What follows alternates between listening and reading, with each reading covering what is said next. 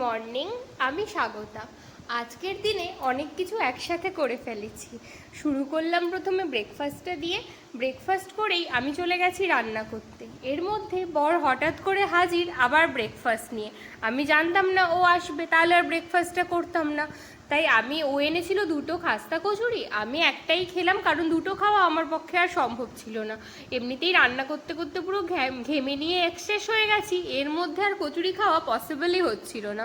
যাই হোক, তারপর রান্না ঠান্না করে বর বলল, চলো আমার একটু কাজ আছে, একটা দিকে যাচ্ছি, তোমারও গেলে ভাল লাগবে। আর আমারও কিছু কাজ ছিল, তাই আর খাওয়া দাওয়া সব ছেড়ে আমরা বেরিয়ে পড়লাম একসাথে। ও কাজ করতে করতে পাশেই একটা মিষ্টির দোকান ছিল, এরমভাবে রাস্তার পাশে অনেক রকম মিষ্টি পাওয়া যাচ্ছিল। ওইসব একটু আমরা ট্রাই করে বাড়ি এসে খেয়ে রোদে রোদে ঘোরার জন্য মাথা ব্যথা হচ্ছিল, তাই শুয়ে পড়েছি। তারপরে সন্ধ্যের সময় উঠে এখানে একটা মেলা হচ্ছিল। মেলা বলতে ওই গাড়ি, ক্রেন, লরি, তারপর নানা রকম মেশিনারি, এসবের একটা মেলা হচ্ছিল। তো এগুলো আমার বরের খুব পছন্দ, আমি তো অত কিছু বুঝি না। তাই একটু ঘুরে আমি বললাম, আমি একটা জায়গায় বসেছি বাবা, তুমি ঘুরে ঘুরে দেখো, কারণ আমি কিছুই বুঝছি না এর মধ্যে। তো যাই হোক, এমনি তো খুব ভালোই লাগছিল দেখতে, একদম যে ভালো লাগছিল না এটা বলবো না। এরপর আমরা একটু বারামুন্ডা বাস স্ট্যান্ডে গেলাম, কিছু কাজ ছিল, একটা জায়গায় যাব, ওই সংক্রান্ত কিছু ইনফরমেশন নেওয়ার ছিল। বাস স্ট্যান্ডটা মানে এয়ারপোর্টের থেকে কম কিছু না, এরকম একটা বাস স্ট্যান্ড ভাবাই যায় না।